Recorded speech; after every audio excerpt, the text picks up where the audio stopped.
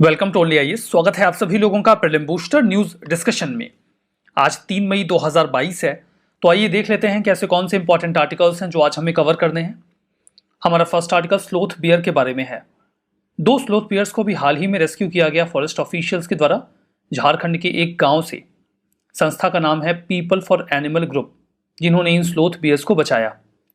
Actually में मदारी एक community होती है जो जीवों का इस्तेमाल करते हैं लोगों को खेल दिखाने के लिए, और कई दफ़ा वो जंगली जानवरों को कैप्चर कर लेते हैं उन्हें ट्रेन करने के लिए। बट ये गलत है। ऐसी ही जानकारी पीपल फॉर एनिमल ग्रुप को मिली थी। हालांकि उनके पहुंचने से पहले वो मदारी तो वहां से भाग गए, लेकिन स्लोथ बियर को रेस्क्यू किया जा सका। स्लोथ बियर बेसिकली आपको श्रीलंका, इंडिया, भूटान और नेपाल में मिल जाएंगे। लो लैंड वाला जो एरिया होता है बेसिकली वहां पर मिलते हैं। ये टर्माइट्स को खाते हैं और चींटियों को खाते हैं, बाकी स्पीसीज से अलग। ये अपने बच्चों को अपनी पीठ पे लेकर चलते हैं, कब्स को ये अपनी पीठ पे रख के चलते हैं। शहद इन्हें बहुत पसंद होता है, तो हनी अगर इन्हें कहीं भी मिल जाए तो वो उस पर टूट पड़ते हैं। And that is the reason कि इन्हें समटाइम्स हनी बियर भी कहा जाता है। ये हाइबरनेट नहीं करते, ऐसा नहीं कि खूब सारा हनी पी के जहां मन में आए लेट जाते हैं, ऐसा नहीं करते हैं। ये फैमिली ओसिडाई से बिलोंग करते हैं, जिसमें 8 बियर्स की स्पीसीज शामिल होती हैं। ट्रॉपिकल और सब ट्रॉपिकल रीजन में मिल जाएंगे इंडिया और श्रीलंका के। आयुष्मान की रेड लिस्ट में है वल्नरेबल साइट्स के अपेंडिक्स 1 में, और Indian wild protection act of 1972 के शेड्यूल 1 में। पीपल फॉर एनिमल ग्रुप की बात करें यानी कि पीएफए, तो एनिमल वेलफेयर ऑर्गेनाइजेशन है जिसे मेनका गांधी जी ने फाउंड किया था। मदारीज की बात करें तो एक नोमैडिक कम्युनिटी होती है जो लाइवलीहुड के लिए स्ट्रीट परफॉर्मेंस देते हैं एनिमल्स के साथ। इसीलिए वजह से ये इन्हें कई बार कैप्चर भी करते हैं, और अभी का मामला भी वही था। देखिए 2012 में ये प्रश्न है, एनिमल्स और वो किस ग्रुप में आते हैं, प्रोटेक्शन ग्रुप में, वो पूछा जाता है। जैसे कि पूछा गया था which one of the following group of animal belong to category of endangered species. तो यहाँ पे जो सही ऑप्शन था that was A, great Indian bustard, musk deer, red panda और एशियाटिक वाइल्ड लाइफ। तो ये जो आते थे ये उस समय आ जाते थे इंडेंजर्ड स्पीसीज में। So that was the correct answer. चलिए आगे बढ़ते हैं। आगे बढ़ने से पहले यहाँ हमारे पास जानकारी है जो प्रारंभ 1 कोर्स है आपका 2023 के लिए, उसके बारे में। जो कोर्स है ये बेसिक जो रिक्वायरमेंट है यूपीएससी की उन्हें फुलफिल करते हुए तैयार किया गया है। यहाँ पर आपको एनसीईआरटी लेक्चर्स, प्रीलिम्स और मेंस के प्रॉपर तरीके से मिल जाएंगे वीडियो लेक्चर्स के फॉर्म में। टेस्ट सीरीज और स्टडी मटेरियल ये कवर करते हुए ये आपका जो पूरा प्रोग्राम है उसे डेवलप किया गया है, तैयार किया गया है। आप इस कोर्स को अवेल करने के लिए ओनली आईएएस में कॉन्टैक्ट कर सकते हैं। आगे बढ़ेंगे, जो हमारा नेक्स्ट आर्टिकल है वो एनाबॉलिक स्टेरॉइड्स के बारे में है। 2 टोक्यो ओलंपियंस को अभी हाल ही में बैन किया गया। नोएडा पुलिस ने fake drugs and supplement seize किए हैं जिनकी कीमत 2 करोड़ के आसपास है। एनाबॉलिक एस्ट्रॉइड उसमें शामिल था, और इसी वजह से ये अक्सर न्यूज में भी रहता है। एनाबॉलिक एस्ट्रॉइड की बात करते हैं, ये इसेंशियली लैब मेड वर्जन है मेल हार्मोन टेस्टोस्टेरोन का, जो हमारी बॉडी रिलीज करती है।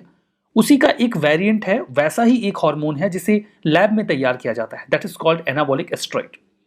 जो टेस्टोस्टेरोन होता है वो बेसिकली किसी भी इंडिविजुअल में मेल कैरेक्टरिस्टिक्स को डेवलप करता है।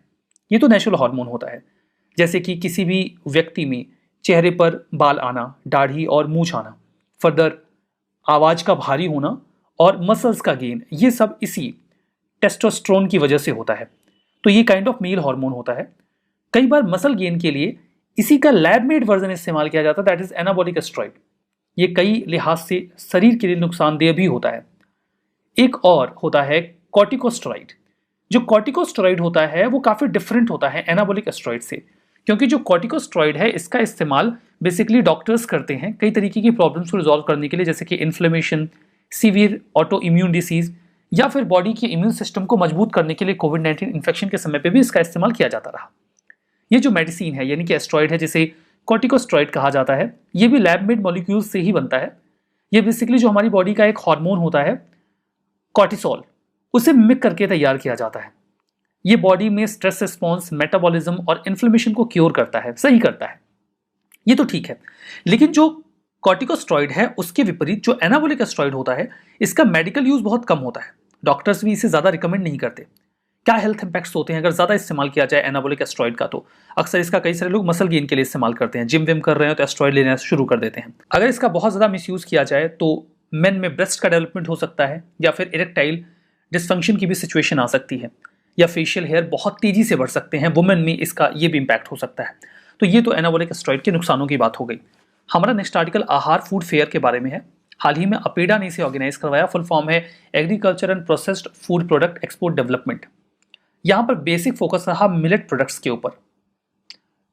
5 से 15 रुपए में अफोर्डेबल प्राइस पे आहार फूड फेयर में शोकेस किया गया कि हम जो कोर्स ग्रेन है उसे प्रोवाइड करवा सकते हैं। ये एशिया का सबसे बड़ा B2B इंटरनेशनल फूड और हॉस्पिटैलिटी फेयर होता है। B2B का मतलब होता है बिजनेस टू बिजनेस। अपेडा के साथ साथ Indian trade promotion organisation ITPO भी इसमें शामिल रहा। यहाँ पे एग्रीकल्चर और प्रोसेस्ड फूड प्रोडक्ट्स को शोकेस करते हैं। ग्लोबल प्लेयर्स इसमें शामिल होते हैं, इस पूरे फेयर को विजिट करते हैं और प्रोडक्ट्स के बारे में जानकारी इकट्ठा करते हैं। मिलेट इन मिनट, अपेडा ने यहाँ पे मिलेट इन मिनट प्रोडक्ट्स को भी या उनकी वैरायटी को भी शोकेस किया, जो कि रेडी टू ईट कैटेगरी में आते हैं, जैसे कि उपमा, पोंगल, खिचड़ी, नूडल, बिरयानी। पैकेट में होगा, पानी में बॉईल करिए, खा लीजिए। उन्हें RTE यानी कि ready to eat millet product कहा जाता है। इससे चूंकि आजकल दुनिया बड़ी तेजी से चल रही है, आपको जल्दी हेल्दी खाने को मिल जाए, इससे अच्छा क्या हो सकता है। जो मिलेट्स होते हैं वो रिच सोर्स होते हैं प्रोटीन, फाइबर, मिनरल, आयरन और कैल्शियम के। सरकार ने 2018 के अप्रैल में इन्हें न्यूट्री सीरियल के तौर पे भी रिकॉग्नाइज किया और यूनाइटेड नेशंस जनरल असेंबली ने मार्च 2021 में ये कहा कि 2023 होगा इंटरनेशनल ईयर ऑफ मिलेट्स। इस प्रकार के प्रश्न भी कई दफा पूछ लिए जाते हैं, तो इनके लिए भी आपको तैयार रहना चाहिए।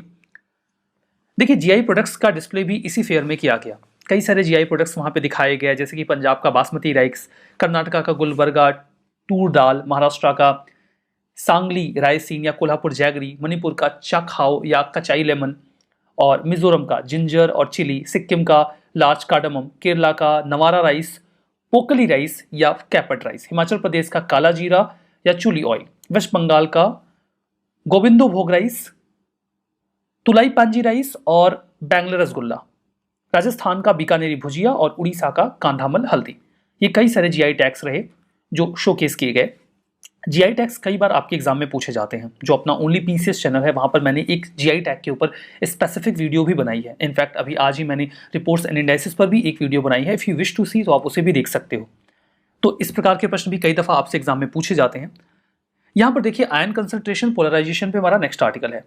मैसाचुसेट्स इंस्टीट्यूट ऑफ टेक्नोलॉजी के रिसर्चर्स ने हाल ही में एक पोर्टेबल डिसैलिनेशन यूनिट को डेवलप किया है, जिसका वेट 10 kg के आसपास होगा।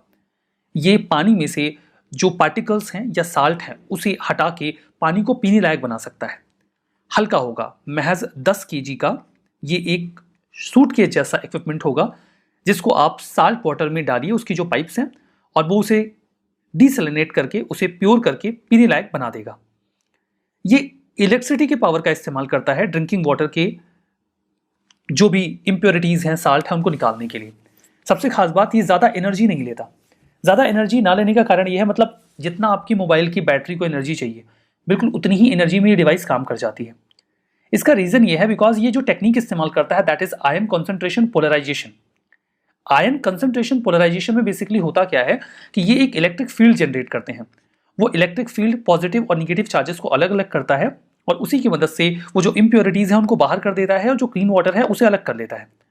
जबकि जो जनरल सैलिनाइजेशन प्लांट्स होते हैं उनमें पानी को एक फिल्टर से गुजारा जाता है और पानी को फिल्टर से गुजारने के लिए आपको एक प्रेशर पंप की जरूरत पड़ती है, क्योंकि फिर आपको दबाव बनाना पड़ता है। और अगर आप प्रेशर पंप का इस्तेमाल करेंगे तो आपको ज़्यादा इलेक्ट्रिसिटी की भी जरूरत पड़ेगी। चूंकि यहाँ पे प्रेशर पंप का इस्तेमाल नहीं होता, रेदर हम इलेक्ट्रिक फील्ड जनरेट करके पानी को प्योर कर रहे हैं, तो बहुत ही कम इलेक्ट्रिसिटी में ये डिवाइस काम कर जाती है और ये इसका मेरिट है। यहाँ पर देखिए, यहाँ पर सेकंड स्ट्रीम वाटर की निकलती है, इवेंचुअली जो कचरा होता है उसको डिस्चार्ज करते हैं, सलाइन वाटर बाहर निकाल देते हैं। That is very simple.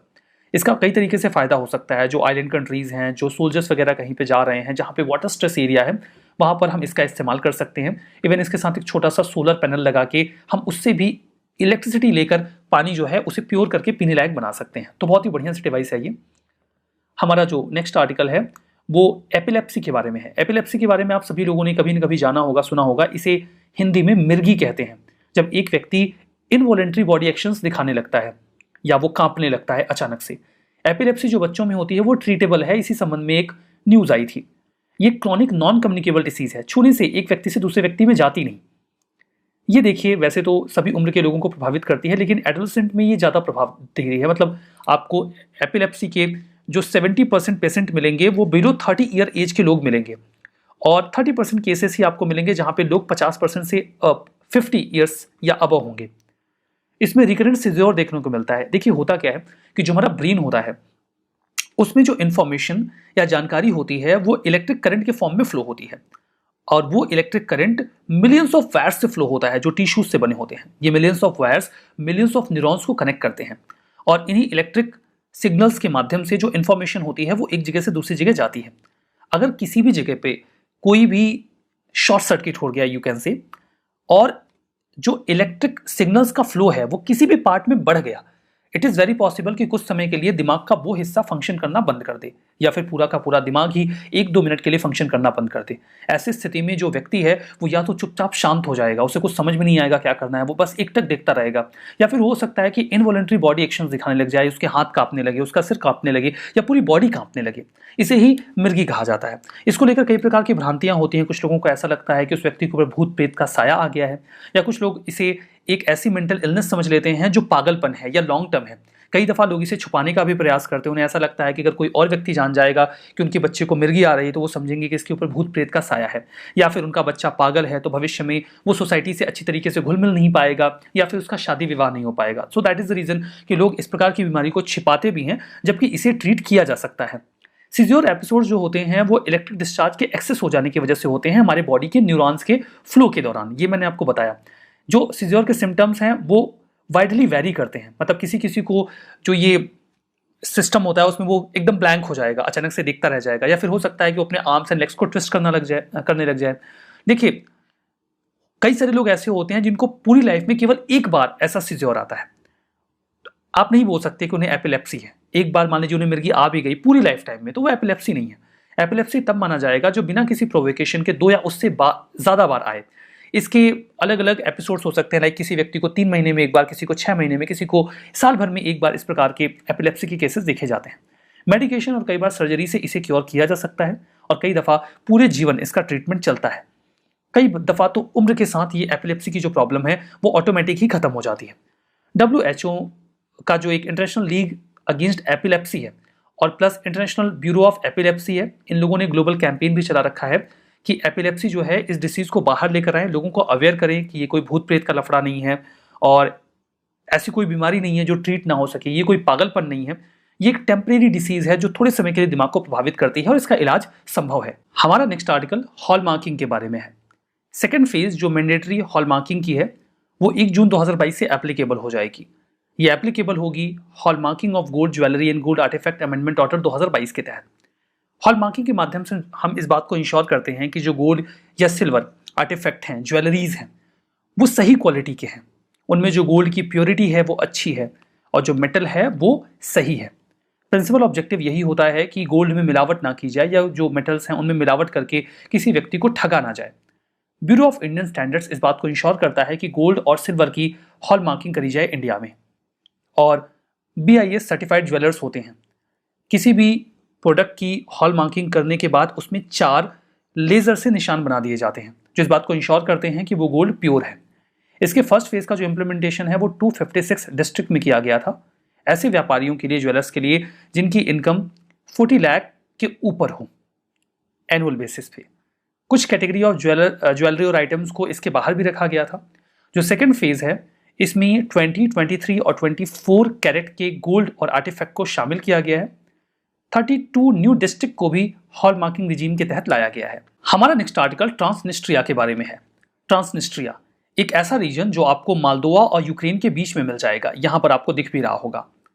Officially इसे पूरी दुनिया मालदोवा का हिस्सा मानती है, हालांकि ट्रांसनिस्ट्रिया खुद को एक आज़ाद देश बताता है। 1991 में जब USSR का डिसइंटीग्रेशन हुआ तो कई सारे देशों ने खुद को आज़ाद घोषित किया। सिमिलरली ट्रांसनिस्ट्रिया ने भी खुद को आज़ाद घोषित किया। हालांकि मालदोवा ने यह डिक्लेयर कर दिया कि ट्रांसनिस्ट्रिया उनका पार्ट है। मालदोवा ने ट्रांसनिस्ट्रिया को उसी समय कैप्चर करके अपने डोमेन में रखने का भी प्रयास किया, लेकिन एट दैट टाइम जो रशियन सोल्जर्स थे उन्होंने ट्रांसनिस्ट्रिया को प्रोटेक्ट कर लिया। सो ट्रांसनिस्ट्रिया वैसे तो मालदोवा का हिस्सा है, बट ये खुद को इंडिपेंडेंटली ऑपरेट करता है। ये कंप्लीटली रिलाई करते हैं अपनी एनर्जी और इकोनॉमिक नीड्स के लिए रशिया के ऊपर। रशिया इनको फ्री में ग्रांट देता है, सब्सिडीज देता है, और नेचुरल गैस और ऑयल वगैरह भी सप्लाई करता रहता है। बहुत सारे रशियन सोल्जर्स भी ट्रांसनिस्ट्रिया में रहते हैं। सो ऑफिशियली मालदोवा का पार्ट होने के बावजूद ट्रांसनिस्ट्रिया मालदोवा के फुल कंट्रोल में नहीं है। और अभी ऐसा देखा जा रहा है कि हो सकता है कि ट्रांसनिस्ट्रिया का इस्तेमाल रशिया यूक्रेन वॉर में करे। हालांकि रशिया खुद को इस विवाद से बाहर रख रहा है। हाल फिलहाल में वहां पे कुछ सीरीज ऑफ एक्सप्लोजन देखे गए हैं। यूक्रेन का ऐसा कहना है कि ये एक्सप्लोजन्स किए गए हैं रशिया के द्वारा और अब रशिया इस रीजन को इस्तेमाल करेगा यूक्रेन के अगेंस्ट में, बिकॉज ये यूक्रेन के बॉर्डर पे है। जबकि रशिया का ये कहना है कि ये जो एक्सप्लोजन्स हैं वो यूक्रेन के द्वारा करवाए गए हैं इस पूरे रीजन में इंस्टेबिलिटी को क्रिएट करने के लिए। अगर रशिया यहाँ पे इंटरवीन करता है, जो कि खुद भी ऑफिशियली ट्रांसनिस्ट्रिया को मालदोवा का ही हिस्सा मानता है, तो इस तरीके से वो मालदोवा में इंटरवीन कर देगा। ये डिफैक्टो स्टेट है जो मालदोवा और यूक्रेन के बीच में है। ये तो हमने देखा, इसे कई बार सोवियत यूनियन के रेमिनेंट के तौर पे भी देखा जाता है। ये सोवियत यूनियन के टूटने के दौरान ही खुद को अलग करता है और खुद को आज भी एक इंडिपेंडेंट कंट्री के रूप में मानता है। जो मालदोवन ट्रूप्स हैं वो 1990 में और 1992 में कोशिश करते हैं कि वो ट्रांसनिस्ट्रिया को कैप्चर कर लें और मालदोवा का हिस्सा बना लें। हालांकि रशियन सोल्जर्स की वजह से ऐसा हो ना सका। वर्तमान में जो मालदोवन कंट्रोल है वो तो ट्रांसनिस्ट्रिया पे नहीं है, फिर भी उसे मालदोवा का ही हिस्सा माना जाता है। रशिया खुद भी इसे इंडिपेंडेंट नहीं मानता, लेकिन फिर भी उसकी इकॉनमी रशिया पे ही डिपेंडेंट है। ट्रांसनिस्ट्रिया में रहने वाले लोगों की ज्यादातर जो सिटीजनशिप है वो तो डुअल है, यानी कि एक ट्रांसनिस्ट्रिया की दूसरी रशिया की, और समटाइम्स ट्रिपल है, यानी कि मालदोवा, ट्रांसनिस्ट्रिया और रशिया की। यहां पर देखिए, ये तो बात हो गई ट्रांसनिस्ट्रिया के बारे में। हमारा नेक्स्ट आर्टिकल सुंदरबंस के बारे में है। हाल ही में एक ऑडिट रिपोर्ट में कैग ने यह बताया कि इलीगल कंस्ट्रक्शंस और वायलेशंस हो रहे हैं दो रीजन्स में, ईस्ट कोलकाता वेटलैंड में और सुंदरबंस में। And that is the reason कि सुंदरबन न्यूज में आया। ये इमेज देखिए पुराने आर्टिकल की, यहाँ पे आ गई है, इसे आप क्रॉस कर सकते हो। मैंग्रोव फॉरेस्ट का इकोसिस्टम वाला रीजन है पूरा बे ऑफ बंगाल के पास में सुंदरबन, जो कि बांग्लादेश और इंडिया में है। गंगा, ब्रह्मपुत्रा और मेघना रिवर के कॉन्फ्लुएंस पे या डेल्टा रीजन में ये बना हुआ है। दुनिया का सबसे बड़ा मैंग्रोव फॉरेस्ट भी है। इसके अतिरिक्त ये जो एरिया है इसे फॉरेस्ट रिजर्व के तौर पे तो हमेशा से ही रिकॉग्निशन मिला। 1973 में इसे सुंदरबन टाइगर रिजर्व के तौर पे डिक्लेयर कर दिया गया। 1984 में इसे सुंदरबन नेशनल पार्क का दर्जा दिया गया और यूनेस्को के वर्ल्ड हेरिटेज साइट में भी ये 1987 में चला गया। 2001 में यूनेस्को के द्वारा इसे बायोस्फीयर रिजर्व भी डिक्लेयर कर दिया गया और 2019 में इसे वेटलैंड ऑफ इंटरनेशनल इंपॉर्टेंस भी डिक्लेयर किया गया रामसर कन्वेंशन के तहत। कुल मिला के सुंदरबन को लगभग हर लेवल पर प्रोटेक्शन दी गई है। रिविजन करेंगे। स्लोथ बियर आईयूसीएन की रेड लिस्ट में इंडेंजर्ड है, गलत है, वल्नरेबल है। एनाबॉलिक स्टेरॉइड ये पर्सन्स में मेल कैरेक्टरिस्टिक्स डेवलप करता है, जैसे कि फेशियल हेयर और डीपर वाइस, ये सही है। आयन कॉन्सेंट्रेशन, पोलराइजेशन, यहाँ पे इलेक्ट्रिक पावर का इस्तेमाल करते हैं पार्टिकल्स को रिमूव करने के लिए ड्रिंकिंग वाटर से, ये सही है। एपिलेप्सी कम्युनिकेबल डिसीज है, गलत है, नॉन कम्युनिकेबल है। ट्रांसनिस्ट्रिया टर्की और यूक्रेन के बीच में है, ये मालदोवा और यूक्रेन के बीच में है, तो ये भी गलत हो गया।